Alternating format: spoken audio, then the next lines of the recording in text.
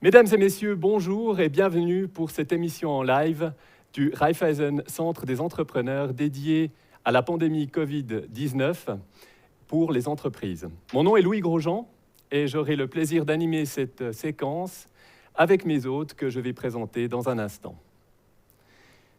Selon une étude d'économie suisse publiée vendredi passé, les entreprises suisses, dans leur globalité et leur diversité, voient leur chiffre d'affaires diminuer de 39%. Si, dans un premier temps, ce sont surtout les secteurs du tourisme, de la restauration, de l'hôtellerie qui ont souffert, on constate maintenant que toutes les branches sont touchées. La question qui est sur toutes les lèvres est celle de la durée et des effets pour l'économie et pour les entreprises. Nous allons nous pencher sur ces effets à court et à long terme. Nous allons aussi parler du marché intérieur suisse, à l'heure où les frontières sont fermées et où les chaînes de livraison internationales sont interrompues. Nous accueillons aujourd'hui dans notre émission 3 entrepreneurs pour en parler, que j'aurai le plaisir de convier tour à tour devant la caméra, distanciation sociale oblige. Premièrement, Patrick Mermoux, propriétaire et directeur de l'entreprise de nettoyage et de Facility Services Eco2Net SA à Yverdon-les-Bains, qui compte 250 collaborateurs et est actif dans toute la Suisse romande. Patrick Mermoux est également membre du comité de la FREN, la Fédération romande des entrepreneurs en nettoyage. Deuxièmement, M. Michel Perrin, cofondateur et directeur d'Uditis SA à Neuchâtel, une société proposant divers services informatiques allant de la transformation numérique à la mise en place de solutions cloud, d'infrastructures, de réseaux et de sécurité. Michel Perrin est également membre du comité de la CNCI, la Chambre neuchâteloise du commerce et de l'industrie. Et enfin, Nicole Conrad, responsable du Raiffeisen Centre des entrepreneurs en Suisse romande, établi depuis octobre 2018 à Yverdon et propriétaire d'un domaine viticole familial, l'Essence des Justes, en Lavaux. Avant de passer dans le vif du sujet, je rappelle au public suisse alémanique et tessinois que cette émission peut être suivie en traduction simultanée sur www.ruz.ch/corona pour l'allemand et www.rci.ch/corona pour l'italien. Comme dans les émissions précédentes, puisque c'est la 4e qui a déjà lieu au sujet de cette pandémie, mes invités auront le plaisir de répondre à vos questions en seconde partie d'émission. Vous pouvez nous poser dès maintenant vos questions par l'application Simplex Pro sur le lien figurant à côté de l'événement sur votre écran. Nous allons maintenant aborder le premier sujet, à savoir la situation actuelle. Et j'ai le plaisir d'accueillir sur le plateau Nicole Conrad. Bienvenue et merci d'être là. Bonsoir. Alors, Nicole Conrad, vous avez vécu les 5-6 dernières semaines en Suisse romande, notamment au RCE et avec votre entreprise. Et comment vont les PME aujourd'hui ? Oui, alors merci Louis. Donc c'est vrai que le 16 mars, la Suisse s'est réveillée un petit peu de manière très abrupte face à un scénario qui était totalement imprévisible, ce qui nous a plongé, nous aussi, patrons de PME et indépendants, face à une gestion de crise que peu de gens ont eu à subir au cours de leur carrière. Donc, on a dû se réinventer très, très rapidement. Comme vous l'avez cité, l'étude d'économie suisse montre que 80%, 85 même % des entreprises suisses ont souffrent de cette situation. Ça, c'est une réalité. On dit aussi que ça va prendre certainement 6 à 7 mois pour que la situation retrouve une certaine normalité. On se retrouve face évidemment à un tassement de la demande. Donc tout d'un coup, un environnement très très compliqué pour les entrepreneurs notamment, avec une urgence évidemment sanitaire qui est dramatique parce que d'un côté, il y a évidemment des personnes qui souffrent directement de cette crise. Quels sont les plus grands soucis que vous percevez actuellement ? Quels sont vraiment les thèmes phares ? Alors, je dirais qu'on a vraiment eu beaucoup de vagues. Il y a eu beaucoup d'annonces, beaucoup de questionnements, parce qu'il y avait une ordonnance fédérale, après des arrêtés cantonaux. Donc, il y a beaucoup aussi, je parle beaucoup de patrons de PME, évidemment, ce soir, où il y a eu beaucoup d'insécurité, de questionnements. Certains cantons, par exemple, si on parle de la construction, interdit des chantiers, d'autres cantons les ont laissés ouverts. Donc, on a eu tout ce flottement je dirais, des 2 premières semaines. Est-ce que nous, patrons, nous allions avoir droit aussi à une indemnité? Est-ce qu'il fallait annoncer les RHT? Les indépendants, on a eu beaucoup de préoccupations pour les indépendants. Est-ce qu'ils allaient aussi avoir droit aux mesures APG? Donc, vraiment, de pas beaucoup de questionnements, je dirais, d'insécurité, à savoir comment est-ce qu'on réagit face à cette crise. D'accord, merci beaucoup. Nicole Conrad, vous êtes, on l'a dit en introduction, aussi propriétaire d'une entreprise familiale, Vitivinicole, dans le Lavaux, et on sait que les métiers de la bouche sont très touchés. Quelle est votre expérience personnelle et finalement, comment est-ce que vous réagissez à ça? Oui, alors tout à fait. C'est vrai que là aussi, les secteurs effectivement de la restauration, du tourisme et de l'événementiel sont particulièrement touchés. Et en fait, ce qui est violent, c'est que c'est un effet cascade. C'est que du jour au lendemain, les restaurants ont fermé. Donc, nous, vignerons ou les métiers de bouche, mais que ça va aux grossistes, en fruits et légumes, on a directement été impactés. Parce que du jour au lendemain, c'était presque 60% dans mon cas du chiffre d'affaires qui disparaît. Donc, et puis ça impacte effectivement toute la chaîne, les événements évidemment, toutes les manifestations. On avait le festival de jazz à Cuy qui sont une vitrine pour nos vins ou comme ça. Donc vraiment cet effet boule de neige et cascade lié aussi à la fermeture des restaurants. Donc nous, ce qu'on a fait, c'est que il fallait réagir très très vite, il fallait faire preuve d'un peu de souplesse et d'innovation. Donc, on a pu mettre en place typiquement des packs apéros avec un ami boucher charcutier. Donc, on se réinvente, on offre évidemment la livraison à domicile gratuit. Donc, c'est aussi faire preuve un petit peu d'agilité, puis d'essayer de tirer un petit peu le meilleur de cette crise. Oui, on voit donc beaucoup d'inventivité pour faire face à cette situation. Merci Nicole Conrad. Merci. On va continuer ce tour d'horizon maintenant avec Patrick Mermoux, que je convie maintenant sur le plateau. Patrick Mermoux, bienvenue et merci d'être là. Vous êtes le patron d'une entreprise de nettoyage. Ces prestations, on peut bien l'imaginer, ne s'offrent pas par télétravail. Et on l'imagine aussi que l'aspect sanitaire a son importance. Alors, dites-moi, quelles implications la pandémie a finalement pour votre entreprise? Qu'observez-vous? D'une part, comme tout le monde, on a eu un peu le grand boom. On a dû se remettre un petit peu de l'émotion des premiers jours où il a fallu réagir très vite. Pour nous, en termes de chiffre d'affaires, on a perdu pour le premier mois environ 15-20% du chiffre d'affaires. On a réussi à contenir ce chiffre d'affaires en faisant des travaux spéciaux, des grands nettoyages, etc. On a 7 départements et chaque département était touché de manière un peu différente. On a un département de femmes de ménage où c'est quasiment le 50% qui a été, je dirais, diminué. On a les conciergeries où il n'y a rien qu'à changer. On a les abonnements de nettoyage où on a eu 30-40% de diminution. On a éco-expertise où on a eu 100% d'arrêt, plus de travail, plus rien. On a les travaux spéciaux où on a eu à peu près 30% de chiffre d'affaires de moins. Et puis je tiens quand même à préciser, on fait quand même partie des entreprises qui sont gâtées parce que dans cette crise, il y a beaucoup de gens qui souffrent énormément. Nous, on a quand même un chiffre d'affaires et on travaille. Donc ça, on a beaucoup de reconnaissance par rapport à ça. Ah mais alors vous travaillez, mais comment vous êtes organisé concrètement? Alors, pour la partie, je dirais, des encadrants et puis du bureau de l'administration, on était déjà très tourné sur la partie digitale, ce qui fait que chaque collaborateur avait déjà reçu un PC et travaillait déjà un peu à distance, donc ça n'a absolument rien changé pour nous. De manière pratique, on a fait des tournus, il y avait toujours une personne qui était au bureau et les personnes qui étaient à domicile pour la partie administrative. On faisait comme tout le monde des Skype, des télé-vidéos.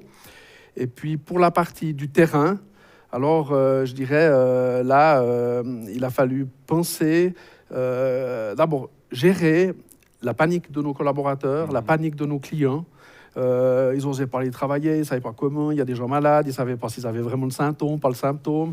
Il fallait quand même assurer les prestations, donc il y a tout ce travail de gérer un peu la panique. Et puis très vite, on est quand même une entreprise de nettoyage où on s'occupe de l'hygiène de nos clients. Donc on s'est senti complètement responsable de la partie de la désinfection et de la protection de nos clients. Donc on a commencé à mettre en place, je dirais, des procédures, de former nos collaborateurs, de faire des commandes en urgence de produits de nettoyage. C'était la course, du papier toilette aussi. On a 3 palettes vite achetées. Donc il a tout de suite fallu réagir pour offrir de la désinfection, pouvoir maintenir ce qu'on appelle les prestations et puis faire de l'hygiène.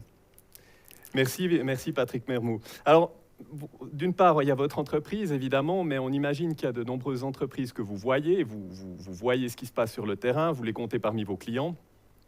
Certains sont au bénéfice, vous me le disiez, d'un abonnement pour les services de nettoyage. Alors, quelle est la situation? Est-ce qu'ils essayent tout d'un coup de dire non, mais on n'a plus besoin de vos services, ou est-ce qu'au contraire, vous continuez d'intervenir? Comment est-ce que vous gérez ça humainement, contractuellement? Alors, c'était effectivement la partie très compliquée à gérer parce qu'il y a effectivement des sociétés qui ont poursuivi et puis on a continué nos prestations normalement. On a des clients très sympathiques qui ont dit relevez un petit peu le pied, vous pouvez facturer l'abonnement, on va vous soutenir. On a trouvé ça très sympathique. D'autres, on sentait qu'elles étaient dans des grandes difficultés et puis qu'elles ont demandé tout de suite de suspendre l'abonnement. Puis tout d'un coup, quand on a commencé à additionner les contrats qui se succédaient, puis que ça devenait un morceau important, on dit comment est-ce qu'on va gérer ça financièrement? Donc on a remis le nez dans nos conditions générales. On a vu qu'on avait un article 5 qui disait que si l'entreprise était empêchée de fournir sa prestation pour une situation qui n'était pas de son ressort, alors le client ne peut pas demander de suspension ou de diminution de prix. On s'est dit, super content, on a une condition générale qui va nous garantir et qui va nous aider. Puis très vite, on a quand même un côté assez humain dans l'entreprise. On s'est dit, on ne peut pas simplement travailler avec des conditions générales. Il y a des gens qui souffrent, il y a des gens qui sont dans la difficulté. Donc on a commencé à regarder quelles étaient les solutions qu'on pouvait offrir pour nos clients, puis qu'on pouvait avoir pour nous. Donc effectivement, on a quand même pas mal d'écoles, de restaurants, etc., qui sont dans le domaine de la demande fédérale de fermer. Donc on a étudié les RHT, et puis on s'est rendu compte qu'effectivement, il y avait une partie de notre personnel qu'on pouvait suspendre. Aujourd'hui, à peu près sur 250, on a 70 personnes qui sont en arrêt. Donc, on a dit, super, on va pouvoir faire profiter de nos clients ça, leur diminuer les abonnements. Puis on a négocié, téléphoné avec chacun, et puis on leur a dit, écoutez, dans le prix de notre abonnement, il y a aussi l'amortissement des machines, il y a aussi un staff, il y a toute une structure qui est en place. On va essayer de proposer la notion des 25-75, c'est-à-dire le client paye 25% et puis 75% on lui fait en note de crédit.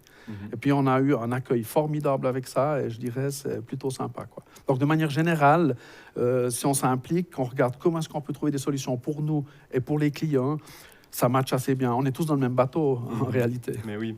Alors là aussi on le voit, la créativité pour trouver des solutions vraiment en partenariat. Merci Patrick Mermoux. Merci. Terminons ce tour d'horizon, je vous le propose, avec Michel Perrin, que je prie de me rejoindre sur le plateau. Michel Perrin, bienvenue, bonsoir. Voilà, alors en tant que patron d'une entreprise active dans le domaine de l'informatique, on imagine que la crise a toute une série d'implications, mais pour moi, ça reste encore un peu flou. Est-ce que c'est les infrastructures de travail? Est-ce que c'est vraiment une transformation numérique qui est en train de se passer? Qu'est-ce que vous observez? Un peu tout.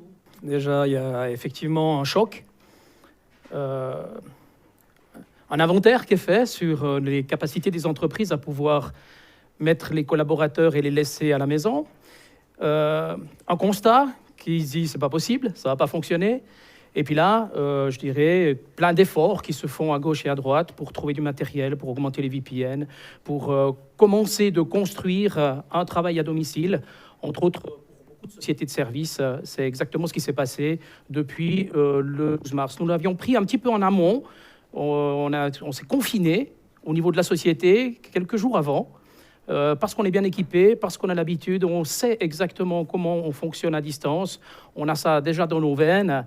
Donc pour nous, c'était relativement facile et relativement facile aussi d'interagir avec les clients. Donc on a trouvé que ça se passait plutôt bien, et pour nous et pour les clients. Très bien. Alors, on voit aussi que vous mettez en place des solutions logicielles et pour la vente, et on l'a entendu avant, hein, c'est un gros problème pour beaucoup de PME. Les ventes chutent, le chiffre d'affaires chute. On penserait comme ça tout d'un coup, est-ce qu'on passe sur le commerce en ligne? Est-ce que c'est un pas qui se fait du jour au lendemain? Est-ce que vous avez... On pense aussi à tous ces petits commerces qui, en tout cas pour l'instant, ont dû fermer leurs points de vente. Qu'est-ce que vous leur proposez et qu'est-ce que vous observez à ce niveau-là? Alors, je dirais, nous, on a mis une task force pour les aider du côté du RHT, parce qu'on a senti que là, c'était compliqué, et puis qu'il y aurait des difficultés à pouvoir obtenir les paiements du chômage dans des délais qui seront respectables, parce qu'on s'imagine quand même que les trésoreries des entreprises vont quand même prendre un mauvais coup pendant ces périodes-là. Et donc, on a transformé un outil qu'on avait l'habitude d'installer dans les sociétés, un outil de gestion du temps, tout qu'on fait des collaborateurs. On l'a transformé, on l'a passé pour les RHT directement et qui permettent directement de faire les rapports et les rapports officiels qui sont sollicités par le SECO. Donc ça, c'est la première opération qu'on a fait. Il est clair qu'on a plein de partenaires et de concurrents qui ont mené aussi des actions, typiquement sur la partie e-commerce. Nous, on a dû transformer des événements en événements numériques. Donc on avait des événements qui étaient prévus, on les a transformés en événements numériques. Donc on s'est retroussé les manches et puis on a fait preuve de l'agilité qu'on essaie de construire depuis de nombreuses années dans l'entreprise. Et ça s'est fait plutôt facilement, je le dirais. Très intéressant. Et effectivement, le domaine de l'événementiel qui est particulièrement touché et on imagine que la créativité est importante. Merci beaucoup, Michel Perrin. Merci. On le voit, les conséquences de la pandémie sont très diverses. La créativité est demandée. Et nous le disions en introduction, les frontières sont fermées, c'est un autre effet de cette crise. Les chaînes de livraison internationales en souffrent. Et au fond, la grande question, c'est quels sont les impacts sur le marché intérieur suisse. J'invite Nicole Conrad à me rejoindre pour en parler. Nicole Conrad, les frontières sont largement bloquées. Bref, une situation un petit peu difficile. Mais si on prend les choses du point de vue positif, au fond, quelles sont les chances? Est-ce qu'on imagine peut-être aussi un marché intérieur renforcé? Que fait l'industrie? Comment voyez-vous les choses? Donc, ce qu'on a vu effectivement depuis mi-mars, c'est vraiment, je dirais, cet élan de solidarité, de responsabilité aussi sociale, avec un retour au consommer local. On a toujours beaucoup insisté, évidemment, là c'est ma casquette de vigneronne qui parle. Mais je pense qu'il y a une vraie prise de conscience des Suisses, entrepreneurs et non-entrepreneurs, de l'importance aussi de notre tissu économique local et régional, l'importance de l'agriculture pour nous. Et je trouve qu'il y a énormément d'initiatives qui se sont mises en place, tant dans les marchés à la ferme, les vignerons qui s'organisent aussi entre eux, ou aussi des initiatives. On a eu de nombreuses entreprises qui ont spontanément aussi contacté les départements de l'économie en Suisse romande pour proposer un changement d'activité. Donc on a des grands noms qui fabriquent du gel, des distilleries aussi réputées qui se sont mises à vouloir aussi contribuer, qui ont arrêté leur ligne de production pour pallier au manque qu'on avait chez nous. Donc, je pense que cette prise de conscience de l'importance de notre pays et des opportunités en Suisse est quelque chose qui pourrait durablement marquer les esprits. Alors, effectivement, la question, c'est aussi... Bon, il y a beaucoup d'incertitudes. Il y a beaucoup d'incertitudes par rapport à la possibilité de trouver ce qu'on cherche en Suisse. Je pense notamment à l'industrie. Je pense à l'industrie qui retirait beaucoup de l'Italie, qui retirait beaucoup de la Chine. Est-ce qu'on a la possibilité finalement de pallier en quelque sorte au niveau du marché intérieur ou pas? Est-ce que là, on est dans une situation plus difficile?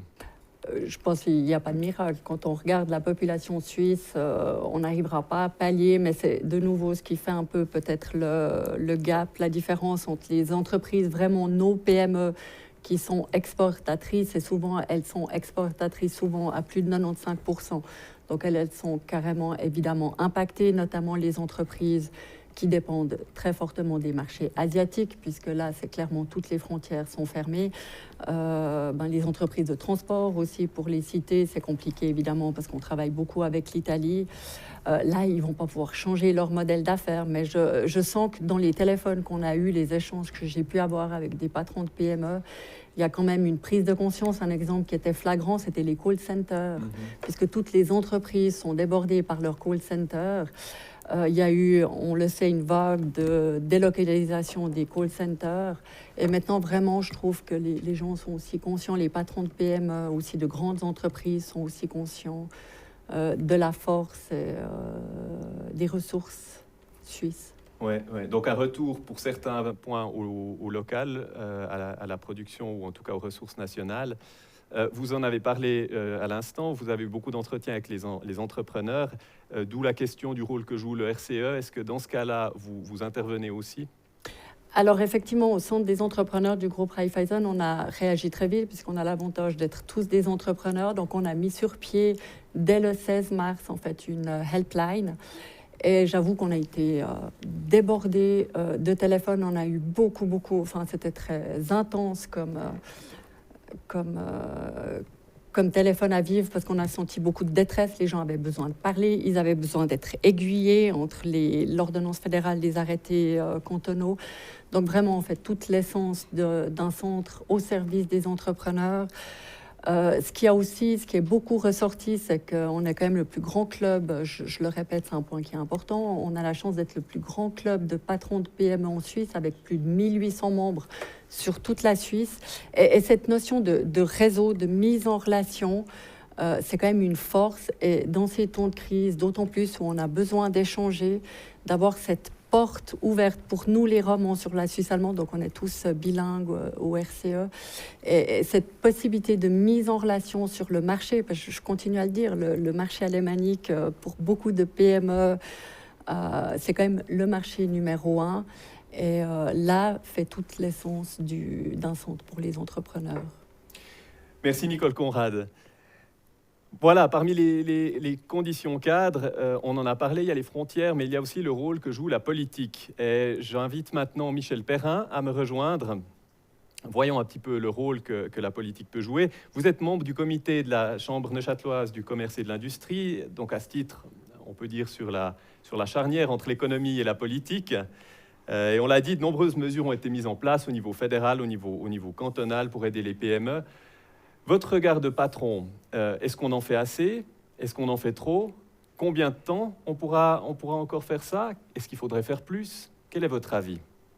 C'est un regard qui est un peu antagoniste, hein. C'est ambigu naturellement, hein, parce qu'on est dans un système d'urgence. Ça me fait penser un peu à un tsunami tout qu'on fait, où on est en train de voir la mer reculer. On a déjà pris une vague, on a été attentif à son recul, on a pu mettre en place un système sanitaire qui a l'air de tenir. On a peur de la deuxième vague, hein. Il faut être très très clair. Et cette deuxième vague a directement des conséquences sanitaires, mais économiques aussi. Et on ne peut pas se dissocier de ces deux pôles. Et je pense qu'aujourd'hui, quand même, il faut bien admettre, ils ont pu mener du côté de la Confédération, ils ont pu mener l'opération avec une certaine force, une certaine élégance. Ils ont essayé de soutenir le maximum de structures, de sociétés, d'indépendants, avec naturellement des trous dans la raquette, parce que c'est compliqué, parce que c'est complexe, parce que chaque fois qu'ils font une annonce, il faut juste assumer les annonces qu'ils font. Donc, admettons quand même la difficulté du mandat, et admettons que j'ai l'impression qu'on a un gouvernement qui a une certaine transparence, qui ose afficher un doute, parce qu'ils ne savent pas, comme beaucoup de personnes ne savent pas, ce qu'il va se passer demain avec cette bestiole. Oui. L'incertitude, effectivement. Et puis, cette incertitude qui, on a l'impression, gagne les esprits qui ont essayé de s'y faire dans un premier temps. Mon sentiment, c'est qu'après un premier sursaut de générosité, où tout le monde, on l'a vu avant, était solidaire, s'aidait beaucoup, tout d'un coup, les esprits se font plus critiques envers le gouvernement, qui ne réouvrirait pas suffisamment rapidement, ou qui ne permettrait pas la réouverture des magasins de manière suffisamment rapide, entre les régions linguistiques de Suisse, etc. Quelles sont vos observations à ce sujet? Ben, on a passé la lune de miel. Ce que je veux dire, du moment où c'est que vous avez fait typiquement du travail, je fais la métaphore avec le travail à domicile, du moment où vous avez passé la première et la deuxième semaine, c'était assez riche et assez intéressant, parce qu'on était dans un certain changement. Ce changement, il a été rattrapé par la réalité, et à un moment donné, ces 4 semaines supplémentaires nous remettent quand même au goût du jour des différentes tensions que l'on a et des différentes visions objectives, subjectives, autres, de lecture fake, de lecture cohérente. Et ceci, inévitablement, dans un pays comme la Suisse, qui est très pluriel, et puis dont on en est très souvent fier de cette pluralité, eh ben, amène ces difficultés. Elle amène ces difficultés aussi entre les différents corps de métier. Elle amène ces difficultés dans la compréhension des différentes démarches et dans la possibilité de les appliquer. Le déconfinement sera beaucoup plus complexe à gérer que le confinement. Parce que le confinement, il y a eu un appel. Tout le monde y est allé parce qu'on ne comprenait pas exactement ce qui s'y passait. Là, on a commencé à comprendre un petit peu ce virus, comment il fonctionne, par différentes lectures. On a des craintes. Et puis, ceci, inévitablement, amène des tensions parce qu'il y a des idéologies différentes d'une personne à l'autre, d'un coin à l'autre, d'une région à l'autre, d'une culture à l'autre. Merci beaucoup, Michel Perrin. J'invite maintenant Patrick Mermoux à me rejoindre, toujours pour parler de cette question qui me semble centrale parce qu'on a eu vraiment cette première vague, maintenant on se prépare à cette deuxième vague, et les esprits sont-ils unis pour y faire face? Je pense notamment à cet article de la Sonntagszeitung alémanique qui parlait d'un Röstigraben Corona. D'après une enquête de la SSR, il y aurait davantage de restrictions qui seraient réclamées au niveau de la Suisse romande, notamment peut-être une interdiction de sortie ou que sais-je. Alors maintenant, on est plutôt en train de partir sur des mesures de relâchement. Finalement, quel est votre avis? Est-ce qu'on est trop laxiste? Est-ce qu'il faudrait encore attendre jusqu'à ce que vraiment tout soit terminé avec ce virus? Ou est-ce qu'il faut au contraire maintenant essayer d'être aussi rapidement que possible, de faire redémarrer cette économie? Voilà, moi je pense qu'il faut déjà garder à l'esprit que le canton de Vaud, Genève et le Tessin, à ces 3 cantons, c'est quasi plus de la moitié des cas suisses. Donc la partie suisse alémanique a été moins touchée que la partie romande et tessinoise. Pour ma part, je pense que le travail qui a été fourni par le Conseil fédéral sur les mesures sanitaires, je les trouve bonnes, je les trouve performantes. Aujourd'hui, on peut dire que les hôpitaux, les cliniques ne sont pas dépassés. Il n'y a personne qui décède parce qu'il ne reçoit pas de soins. Ça, c'est quand même quelque chose d'important parce que dans beaucoup de pays, il y a quand même beaucoup de gens qui décèdent parce qu'ils n'ont pas accès aux soins. Donc, de ce côté-là, moi, je crois qu'on n'a pas à faire plus, ni à Genève, ni sur Vaud, mais ça n'engage que moi. Maintenant, on est en train de passer le cap où on parle de déconfinement. Je dirais, on est en train de dire qu'il va falloir vivre avec ce virus. Et on ne sait pas si on va vivre avec lui pendant 3 mois, pendant 6 mois, pendant 1 année ou pendant 2 ans. Donc aujourd'hui, c'est plutôt de se dire quelles sont les précautions qu'on doit faire pour vivre avec. Voilà, c'est plutôt ça, moi, mon interrogation et je crois, le défi du moment. Vivre avec ce virus, vivre peut-être à long terme, des perspectives et des incertitudes qui, quand même, nous laissent penseurs, parce qu'on pense aux effets sur l'économie, on pense aux perspectives à long terme pour les entrepreneurs. Ça m'amène au 3e bloc de questions qu'on aborde aujourd'hui, vraiment cette question des perspectives, des chances, des risques aussi. Et on le disait tout à l'heure, il y a déjà beaucoup de mesures qui ont été prises par la Confédération, par les cantons. Tous les acteurs sont plus ou moins d'accord pour dire que en fait, l'impact sur l'économie dépendra de la durée des interdictions. Comment est-ce que vous voyez, si on peut tenter un regard dans la boule de cristal, comment est-ce que vous voyez ces prochains mois? Voilà. Alors effectivement, je ne suis pas trop d'une entreprise de nettoyage, donc je ne vais pas m'inscrire en expert. Mais je dirais ce que je peux dire, c'est que comme on entend quand même des gens qui parlent d'une durée qui va quasiment jusqu'à 2023-2024, on entend qu'il y aura un vaccin qui pourrait sortir en octobre, donc ça veut dire tout d'un coup on pourrait être sauvé. Je crois qu'on veut tout maîtriser et on n'est pas d'accord de vivre dans l'incertitude au jour le jour, à la semaine. Donc je crois qu'aujourd'hui c'est une épreuve et une occasion que chacun apprenne à vivre gentiment une semaine après l'autre. On ne peut pas avoir le programme qui sera donné. On a pensé que les festivals cet été, ça fonctionnerait, puis ça ne fonctionne pas. On a pensé que pour octobre, il y a des choses qui marcheraient, puis ça ne marcherait pas. Donc, moi, je crois que maintenant, on a un équilibre qui doit être fait entre comment on se met à travailler, à redémarrer notre économie et puis à fonctionner au niveau professionnel, tout en préservant la santé, je dirais, de chacun, principalement des personnes à risque et des personnes âgées. On voit que là, il y a vraiment... ils sont durement touchés. Et moi, je vois plutôt que c'est de ce côté-là que doit aller. Je veux quand même dire une chose. La Suisse, souvent, on dit que c'est le pays le plus riche au monde.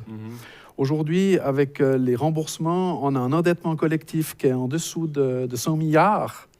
Je crois qu'on parle même de 97 milliards actuellement, ce qui représente environ 15% du PIB.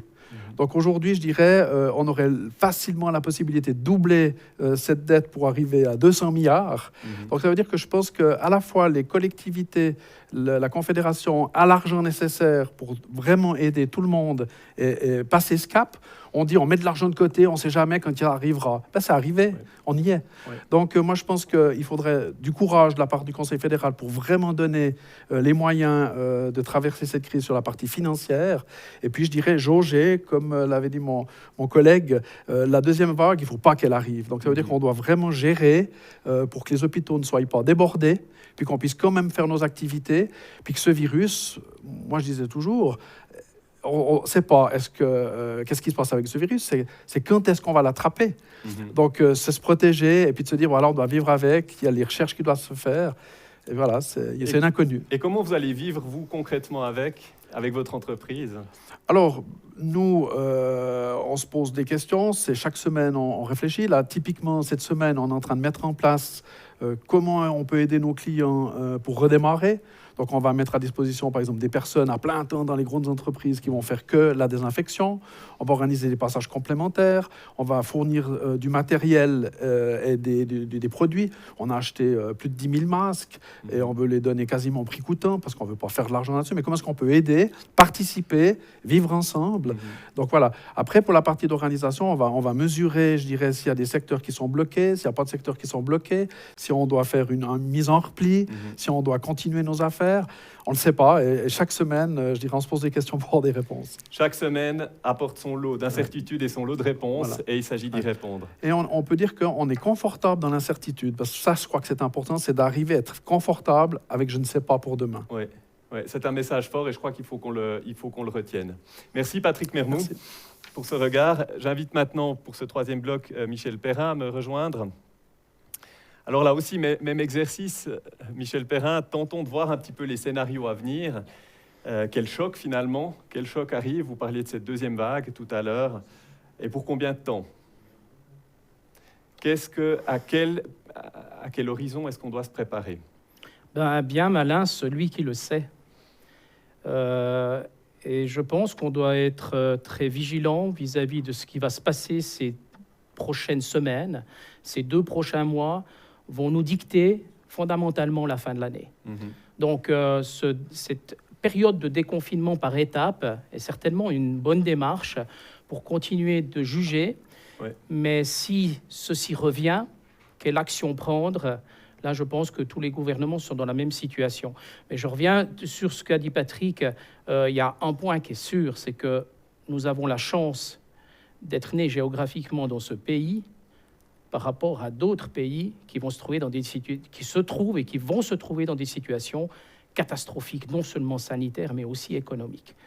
Maintenant, la durée, je pense aussi qu'il faudra qu'on s'habitue et qu'on vive avec ce virus en espérant qu'on y trouve une parade. Alors, espérons que ces 2 mois seront révélateurs et que dans 2 mois, nous pourrons en dire plus. Maintenant, concrètement, dans le mode de travailler, parce que beaucoup d'entre nous travaillons complètement différemment que c'était encore le cas il y a 2 mois. Alors dites-moi, à votre avis, qu'est-ce qui va changer, qu'est-ce qui va rester ? Peut-être même au-delà de la crise. Je pense qu'il va rester fondamentalement, en tout cas dans les sociétés de services qui ont eu la possibilité de travailler à domicile. Je ne parle pas des sociétés industrielles qui, elles, dès qu'on est dans la matière, on est quand même dans une complexité différente. Dans les sociétés de services, très clairement, on ne va plus discuter du travailler à domicile, travailler au bureau, travailler chez le client, travailler dans le train. On va dire là où il faut, quand il faut, avec qui il faut. Et on va peut-être gagner en confiance. Parce que jusqu'alors, on a travaillé plutôt sur des systèmes de méfiance avec du controlling et du super controlling. On a infantilisé les collaborateurs dans les entreprises.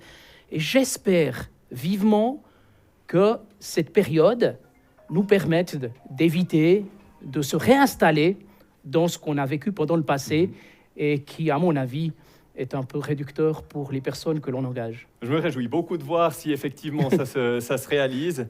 Ce sera très, très intéressant.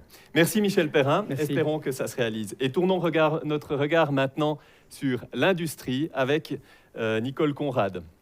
Alors, Nicole Conrad, dites-moi, que pensez-vous des changements concrètement par rapport à ce que vous avez vu dans vos clients au RCE, avec l'industrie notamment? Dans quelle direction est-ce qu'on va? Est-ce qu'on va plutôt vers des dommages à long terme?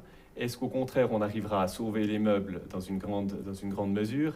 Quelle est votre impression après les nombreux entretiens que vous avez faits? Alors, je dirais qu'en ce qui concerne vraiment le secteur de l'industrie, je le redis, effectivement, mes collègues l'ont cité aussi avant, on a la chance d'être en Suisse. Je pense que les mesures qui ont été prises par la Confédération et par nos cantons respectifs sont là. On a eu beaucoup de demandes, les gens trouvaient que c'était lent. Enfin, évidemment, on est tous en situation de stress, mais les mesures sont là, d'aide. On l'a vu avec le succès du fameux crédit transitoire, le crédit Covid. On a la chance d'avoir des finances dans les cantons qui sont aussi saines. Donc je dirais que les perspectives à long terme, elles sont bonnes. On sent que les industriels sont aussi confiants. Mais par contre, je reviens sur ce tassement de la demande. Il ne faut pas se leurrer. Je pense que ça va prendre, et d'ailleurs ça ressort du sondage d'économie suisse, ça va quand même prendre 6 à 7 mois pour avoir un retour à la normale. Par contre, il est clair que longtemps, je pense, ça va nous marquer, nous, les citoyens, les entrepreneurs, les indépendants, dans notre attitude de tous les jours. Il y a aussi des effets collatéraux qui seront bien. Donc, je pense qu'on va tous partir, enfin, on va évidemment tous partir en vacances en Suisse. Donc, on va aussi redécouvrir notre pays. Donc, voilà, il faut se réinventer. Ça aura effectivement un impact difficile, mais tout en étant effectivement fortement privilégié quand on regarde nos voisins aux frontières directes. Mm-hmm. Alors effectivement, nous verrons ce qu'il en advient, mais vous parliez de vacances en Suisse. Est-ce que, finalement, et ce sera ma dernière question avant de passer aux questions du public, Nicole Conrad, est-ce qu'au fond, la crise rapprochera-t-elle les Suisses ? Alors, moi, je suis d'un naturel très optimiste. Donc, j'avoue, j'ai été très touchée par l'élan de solidarité. C'est vrai qu'on s'était dit, bon, le Suisse, avec la Suisse allemande, chacun pour soi. Mais il y a eu un énorme élan de solidarité envers les entrepreneurs, les citoyens, je trouve. Et je pense que effectivement, on est tous suisses, donc ça va nous faire du bien aussi de redécouvrir et d'aider aussi l'industrie du tourisme en Suisse. Et puis, je dirais comme phrase de conclusion, j'espère que ce qu'on vit maintenant va nous marquer et va nous faire changer certaines choses aussi dans notre manière de consommer et d'agir. Merci Nicole Conrad. Merci. La crise comme catalyseur de l'économie et de l'innovation, ce sera un sujet intéressant et que nous reprendrons certainement durant les prochains mois. Nous allons maintenant passer aux questions, à vos questions, aux questions du public. Nous avons déjà reçu plusieurs questions sur notre application Simplex Pro. Je vais en prendre connaissance tour à tour et les donner ensuite à nos intervenants. Alors, je vais voir ce que nous avons reçu. Alors, une première question pour Madame Conrad. Avec les alternatives proposées, livraison gratuite, pack apéro, est-ce que vous avez pu amortir la perte de chiffre d'affaires de manière satisfaisante? Nicole Conrad. Non, alors, en toute transparence, on a été très inventif et innovant avec mon vigneron.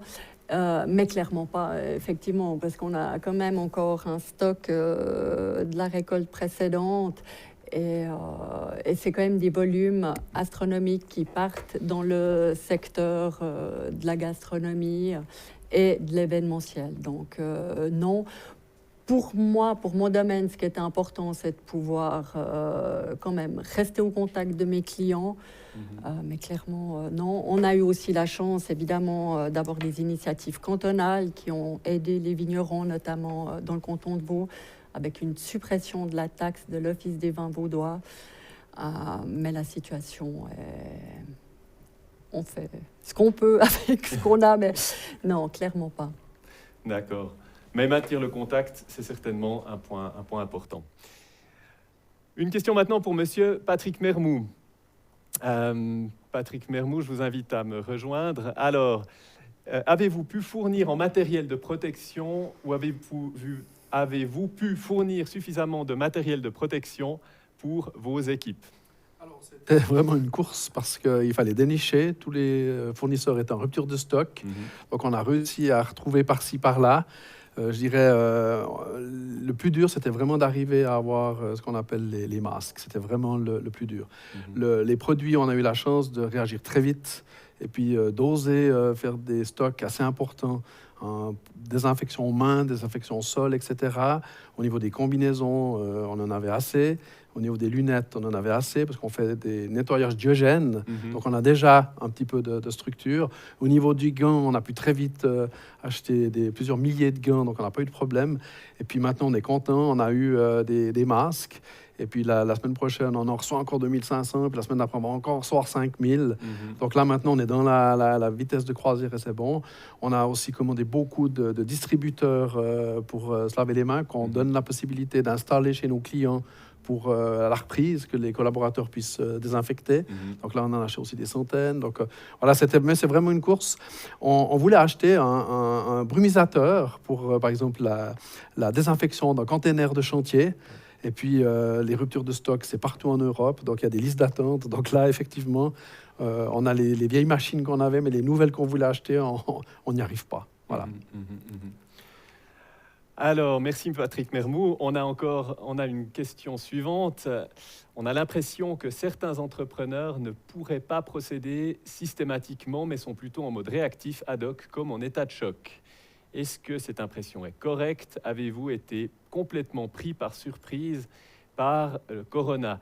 Je vais peut-être inviter Nicole Conrad à me rejoindre pour cette question, pour avoir peut-être un tour d'horizon de ce que vous avez pu percevoir chez les PME qui vous ont appelé au Raiffeisen Centre des entrepreneurs. Oui, alors je dirais que l'état de choc, c'est effectivement une image qui est assez parlante. On a eu beaucoup de détresse, on a eu beaucoup de larmes. C'était pour nous qui étions au bout du fil, parfois aussi un travail plus de psychologie, à écouter. C'est clair que quand on est entrepreneur, on bosse 7 jours sur 7, on a tout consacré à notre entreprise et il y a des situations dramatiques, quoi. On accompagne un certain nombre d'entrepreneurs qui tout d'un coup sont dans un domaine d'activité qui est touché et c'est tout votre travail qui est impacté. Donc c'est difficile, c'était difficile parce que voilà, il y avait ces ordonnances, ces arrêtés, donc on savait pas est-ce qu'on peut ouvrir, est-ce qu'on peut pas ouvrir. Même avec la nouvelle vague, le 27 avril, on a beaucoup de demandes de salons de coiffure. Pour évidemment, on jongle entre la sécurité de nos collaborateurs qui prime. Donc évidemment, je rappelle que les normes de l'OFSP doivent être suivies à la lettre. Donc il y aura énormément de contrôles.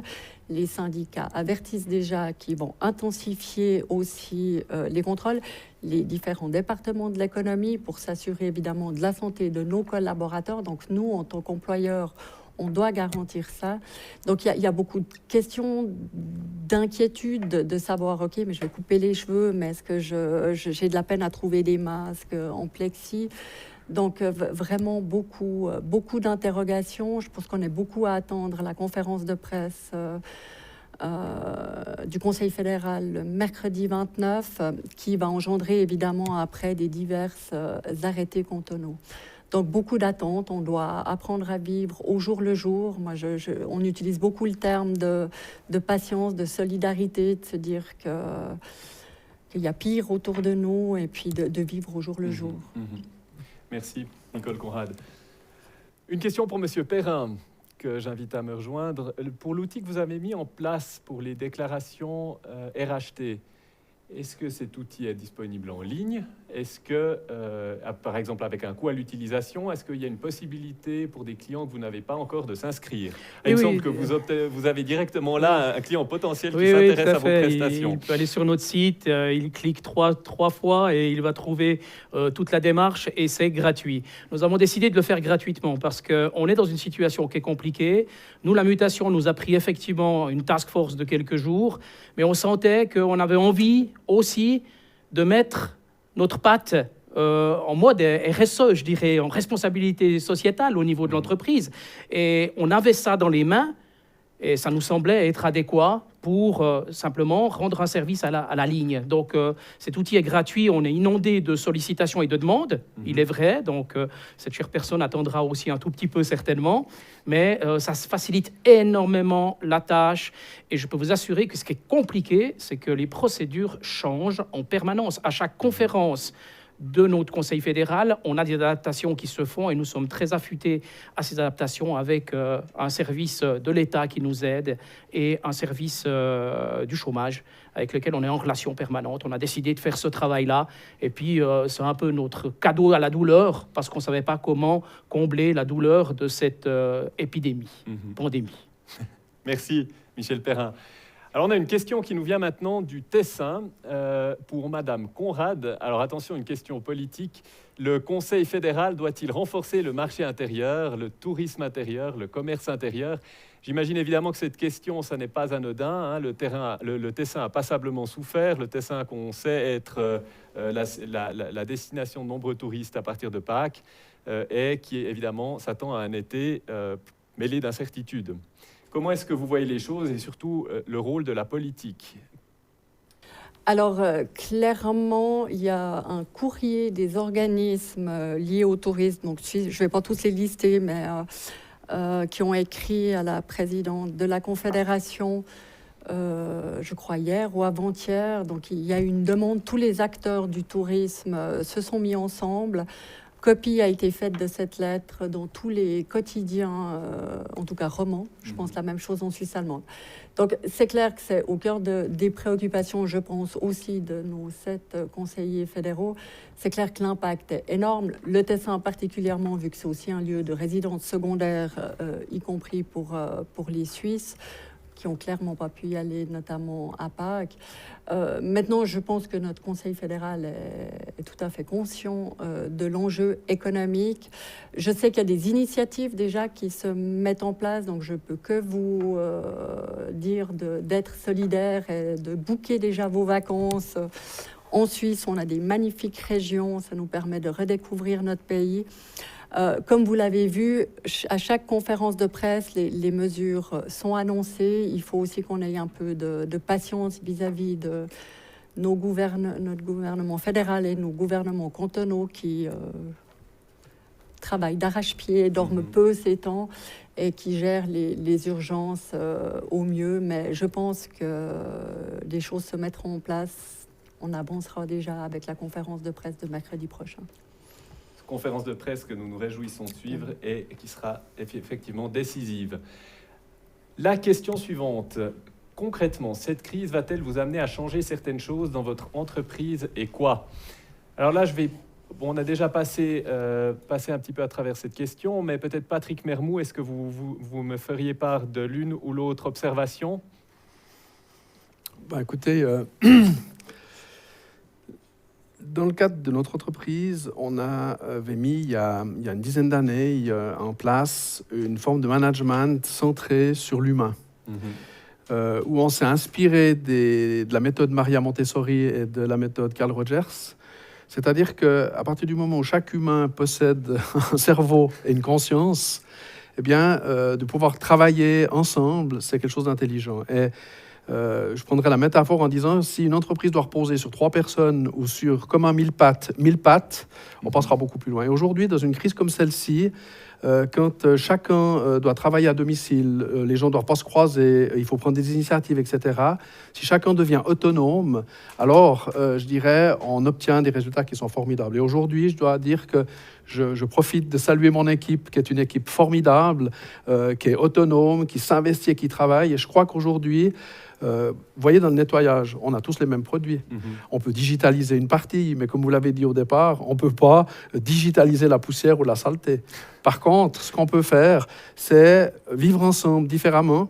Ça fait des années qu'on dit, mais ça ne peut pas durer, on va aller à la casse, ça ne peut pas durer, on va aller à la casse. Ben, on y est, la casse, c'est là, on y est maintenant.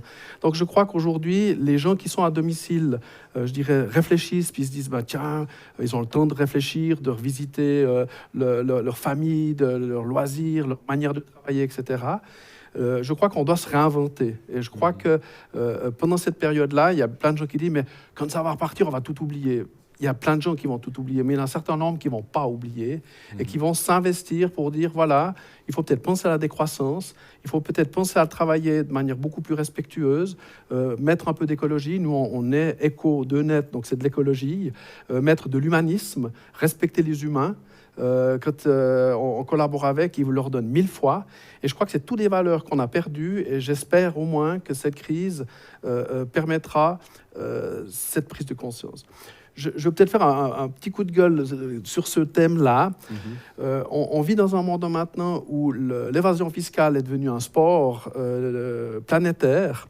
Aujourd'hui, avec les sommes qui doivent être investies par pays pour pouvoir soutenir les pays, j'espère que les politiques vont reprendre le dessus pour pouvoir ne plus laisser faire ces évasions fiscales qui sont des milliards par année, pour pouvoir réinvestir dans le bien de chacun, puis éviter cette course en avant effrénée. Voilà. Merci pour ce message. Merci. Alors, nous avons maintenant une question qui nous vient de Suisse allemande. Dans le métier du bois, concrètement de la Suisse orientale, l'entrepreneur qui nous écrit se sent plus proche de l'Allemagne ou de l'Autriche. La question, c'est est-ce que le fait d'aller en Suisse romande, on imagine par exemple pour la vente, c'est beaucoup trop risqué. Est-ce que finalement le pronostic, est-ce que la Suisse va plutôt se rassembler ou est-ce qu'au contraire, elle va plutôt rester séparée entre ces régions linguistiques? Nicole Conrad, peut-être, pour cette question. Oui, merci. Donc, c'est une thématique qui, évidemment, nous tient à cœur aussi au RCE, la transmission d'entreprise, le développement de PME en Suisse romande ou en Suisse allemande. En l'occurrence, on a beaucoup d'entreprises dans le secteur du bois et qui, effectivement, ne passent pas le Röstigraben, puisque la barrière de la langue est vraiment une barrière pour nombreux entrepreneurs dans les deux sens. Ce que moi, j'ai constaté aussi par le passé en accompagnant beaucoup d'entreprises dans la transmission d'entreprises, c'est qu'en fait, il y a beaucoup d'entrepreneurs romans dans le domaine du bois, notamment menuiserie ou comme ça, qui cherchent à vendre ou qui cherchent à s'implanter en Suisse allemande et que c'est beaucoup plus facile, si on est accompagné et puis qu'il n'y a pas la barrière de la langue, de développer un marché local, en fait, parce que quand même, au sein, en restant en Suisse. Donc, on avait beaucoup d'entrepreneurs qui ont cherché, par exemple, à vendre leur entreprise plutôt à une entreprise suisse-allemande, plutôt que, je m'excuse, chez nous, à des entrepreneurs français, à des groupes français, et des entrepreneurs alémaniques qui étaient tout contents de pouvoir mettre un pied en Suisse romande en rachetant ou en s'associant avec une entreprise romande. Ça vous permet aussi de développer du business ou des appels d'offres sur Berne, ou comme ça, en évitant les trajets. Donc, j'espère que cette crise aura aussi ça de bon, qu'effectivement les Suisses vont avoir leur sens du patriotisme, qui va se développer et que vraiment on pense à nos amis romans et alémaniques comme étant une entité. Merci Nicole Conrad. La régie m'indique que nous recevons un certain nombre de compliments pour ce stream intéressant. Je tiens à remercier évidemment tous ceux qui nous font part de ce commentaire. Ça nous réjouit évidemment beaucoup, mes hôtes et moi. La question suivante.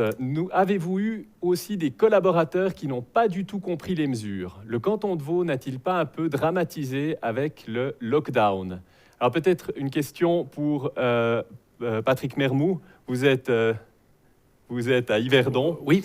Alors qu'en pensez-vous? Est-ce qu'il y a eu de la compréhension chez tous vos collaborateurs ou est-ce qu'il y a eu des problèmes par rapport aux mesures? Je ne comprends pas le point du lock. Alors, bon, la question du lockdown, évidemment, nous n'avons pas eu un lockdown complet. Vous continuez de travailler, Oui, d'accord, de c'est confinement. Ça. Oui. En revanche, vous avez dû mettre en place un certain nombre de mesures. Et la question, c'est est-ce que vos collaborateurs les ont bien comprises? Oui. Alors, tout à fait. Je crois que les gens ont vraiment compris. C'est une situation qui est inédite. Et puis, les gens ont compris quand même qu'il y avait une situation qui était comme celle-ci. Et puis, quand ils sont contents déjà de conserver leur travail, ceux qui sont au chômage partiel, eh bien, ils ont quand même leur emploi qui est garanti. Et puis, c'est la situation, je crois que les gens sont solidaires. Je crois qu'il y a quand même un côté qui est assez intéressant dans une situation comme celle-ci, où il y a quand même une solidarité, l'humanité qui se dégage de tout ça. Quand on voit aussi les remerciements qu'il y a aux fenêtres le soir à 21h, ça veut dire que quand même, il y a du cœur et de la compréhension, oui. Oui, ça c'est un très beau signe auquel vous faites allusion, effectivement. La question suivante, veuillez-vous, s'il vous plaît, également parler de l'industrie des machines. Certaines grandes entreprises comme Bobst, Tornos ou Swatch ont simplement arrêté la production et l'assemblage, un désastre pour les petits fournisseurs. Est-ce que comment le RCE peut-il m'aider? Je crois que cette question est clairement pour vous, Nicole Conrad. Oui. Alors effectivement, des belles PME romandes qui ont déjà traversé des fois certaines turbulences. Donc effectivement, elles aussi touchées évidemment en plein fouet par cette crise du Covid. Donc effectivement, on a un partenariat notamment avec Suisse même, au niveau national. Donc on essaye de les accompagner. On n'a évidemment pas les solutions miracles, mais je pense qu'il y a des alternatives. C'est vrai qu'aussi, évidemment, on est beaucoup contacté par des entreprises. L'horlogerie, évidemment, c'est quand même un des fleurons de notre pays. Évidemment que tous les salons ont été arrêtés. C'est clair qu'on a tendance à oublier, c'est un peu l'effet cascade dont je parlais avant. C'est que derrière ces grands groupes, des fois on nous dit ils ont les reins un peu plus solides en termes de liquidité pour faire face à 1 ou 2 mois un petit peu plus difficiles.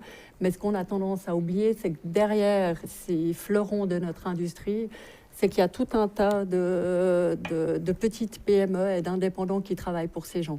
Donc là, effectivement, un gros impact. On espère qu'avec les mesures aussi financières qui ont été mises en place, on arrivera à faire face du mieux possible. Donc on est évidemment là pour les recevoir. On organise beaucoup aussi des webinaires. On s'est aussi réinventé au sein du RCE. Donc notre équipe, que je remercie par ailleurs, parce que c'est vrai qu'ils sont très sollicités ces temps et qu'ils sont au front et gèrent tout ça très très bien. Donc on est là pour vous aider. D'accord, merci Nicole Conrad. Oui, alors il y a une question directement qui revient pour vous. Est-ce que vous pourriez en dire plus, Madame Conrad, sur la fenêtre sur la Suisse alémanique? De quoi s'agit-il exactement? J'imagine que là, c'est une expression que vous connaissez. Je vous laisse la parole. Voilà, la barrière de la langue. J'aime bien donner un exemple qu'on a vécu au RCE avec 2 entrepreneurs qui sont aussi experts au RCE. L'entreprise Mood SA, qui est présente dans le monde entier, qui a ouvert des magasins un petit peu partout. Elles sont dans le vente de bagues et qui nous ont dit que c'était plus compliqué pour elles d'ouvrir un magasin à Zurich que dans certains pays très lointains, outre-Atlantique. Donc c'est vrai que des fois, on a toujours cette barrière, nous, patrons de PME, à avoir de la peine. On manque de réseau, clairement, y compris avec les organismes patronaux. Ce réseau de patrons que nous avons pu construire au sein du ROZ est énorme. Et c'est vrai que de pouvoir accompagner des entrepreneurs pour développer un partenariat ou du business en Suisse allemande est la même chose pour les alémaniques qui viennent en Suisse romande, en étant nous aussi des patrons de PME, donc on parle le même langage. Ça, c'est vraiment, je pense, une des forces du RCE. D'accord. Alors, je vous remercie pour cette réponse. On voit que vous êtes véritablement bombardée, Madame Conrad. On va prolonger de 5 minutes environ pour terminer. On a encore 3-4 questions. On va essayer d'y répondre. Madame Conrad, ces stocks pourraient-ils être vendus via des plateformes telles que QWine? Oui, alors merci. J'explique peut-être pour les noms. Oui, effectivement, il faut. Donc, QWine, une initiative de coca.ch, Pascal Meyer, qui apporte, je le souligne, un très fort soutien aux entrepreneurs via 2 fondations de grandes assurances romandes. Ils ont effectivement lancé une plateforme pour les indépendants et les petites PME locales. Sur système de bons, donc c'est toujours la même chose. J'achète pour 100 francs de marchandises, mais en fait j'ai droit à 110 francs et la fondation met encore la différence. Donc oui, c'est effectivement une très belle opportunité aussi de visibilité pour les acteurs locaux. Donc je remercie les acteurs qui ont aussi mis ça très rapidement en place. Il y a beaucoup d'initiatives en Suisse romande. On a les jeunes chambres internationales aussi qui ont mis des initiatives comme ça en place. Il faudra que vous buviez beaucoup de chasse lavandois pour écouler tous nos stocks via une plateforme. Mais oui, c'est des belles initiatives. Des belles initiatives, merci. Encore une question qui nous vient de la Suisse allemande. Le coronavirus a renversé vraiment l'ordre économique de manière considérable. Qu'est-ce qui va finalement rester de tout ça? Quelles sont les véritables chances pour votre entreprise? Je pense qu'on va poser la question maintenant à Michel Perrin, parce qu'il y a notamment la question de la transformation numérique qui se profile à l'horizon. Et je serais très intéressé de savoir ce que vous pouvez nous dire à ce sujet. Oui, c'est de toute façon un chantier en permanence, cette transformation digitale. Il est clair que ce passage, plus ou moins long, on l'espère court, va de toute façon transformer les entreprises. Le passage ne serait-ce que d'avoir la possibilité de travailler là où il faut. Donc là, il va y avoir des changements qui seront colossaux. Je pense que peut-être le plus grand regard qu'on doit avoir sur l'aspect post-corona, qu'on espère vraiment tôt, c'est de se reposer des questions vis-à-vis de notre impact aussi sur l'aspect de la nature. On n'écoute pas la nature, et ça fait très longtemps qu'on fait exactement la même chose sans se poser vraiment des questions de où est le pilote dans ces grands avions. Et là, je pense qu'on devra se reposer quelques questions sur les mécanismes, sur la façon dont on consomme, sur la façon dont on produit. Et j'espère très fondamentalement qu'il ne faudra pas une trop grande douleur et une trop grande latence pour qu'on n'oublie pas de se reposer quelques questions fondamentales. Merci Michel Perrin. Je regarde si on a encore... Oui, alors on a encore une question. Alors, quelqu'un qui s'insurge contre le fait que l'État, finalement, paye tout. La réponse à des crises comme celle-ci ne peut pas être que l'État donne toujours de l'argent. C'est l'argent des impôts. Nous avons besoin d'autres solutions. Alors, peut-être pour Nicole Conrad, cette question.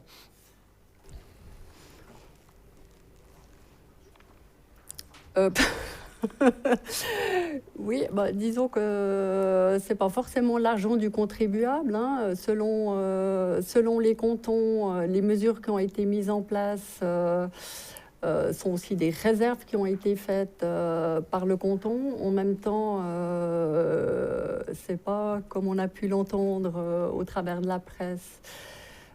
Dans une tournure qui a été un petit peu maladroite, un oreiller de paresse. J'entends, il en va de la vie et de l'emploi des Suisses. Je rappelle quand même qu'à ce jour, 30% de la population active est au chômage partiel. Donc, ces gens, oui, il faut sortir des salaires. Nous devons sortir des salaires. Il y a des patrons qui, même de leur poche, je précise, compensent les 20% entre le 80 des RHT. Donc, si on n'injecte pas cet argent pour sauver l'économie et les emplois, c'est, je pense, toute la Suisse qui va au-delà de grosses difficultés. Je dirais qu'on doit plutôt être fiers, je pense, et heureux de la situation dans laquelle on est, de pouvoir avoir une certaine réserve et de pouvoir faire face, quoi. Et oui, je pense que c'est important qu'on reçoive un soutien, que tous les entrepreneurs, les indépendants reçoivent un soutien que nous avons partiellement financier. Merci Nicole Conrad. Et puis rappelons à ce sujet aussi évidemment que c'est en Suisse finalement le dicton « aide-toi, le ciel t'aidera » qui prévaut et que nous n'en sommes pas, comme dans d'autres pays, à l'argent hélicoptère qui est distribué. Voilà, mesdames et messieurs, le temps de cette émission touche à sa fin. Je retiens un certain nombre d'éléments très intéressants de cette discussion, notamment cette créativité, ces solutions individuelles que les entrepreneurs ont mis sur pied dans la crise en peu de temps, le fait de maintenir le contact avec ses clients, avec ses partenaires, même si finalement le chiffre d'affaires n'est pas maintenu tel quel, mais le fait de maintenir le contact est important. Cette deuxième vague du tsunami qui a été évoquée en cours d'émission et à laquelle nous devons tous nous préparer, tant les entrepreneurs que l'État, mais cette deuxième vague dont nous ne savons pas quand elle arrivera. Les 2 prochains mois seront décisifs. Ces 2 prochains mois seront encore accompagnés de beaucoup d'incertitudes. Il faudra faire des planifications, il faudra les rejeter. Et puis ensuite, finalement, apprendre, et ça c'est peut-être le mot de la fin que nous conservons de cette discussion, apprendre à faire confiance et à accorder de l'autonomie à nos collaborateurs dans le but finalement de faire fructifier l'entreprise pour le bien de tous. Je tiens à vous remercier, Nicole Conrad, Michel Perrin et Patrick Mermoux, pour votre disponibilité, pour vos explications. À vous, cher public, merci d'avoir suivi cette émission. Je vous souhaite à tous de rester en bonne santé et bien sûr de traverser cette crise économique sain et sauf. Merci et bonne soirée.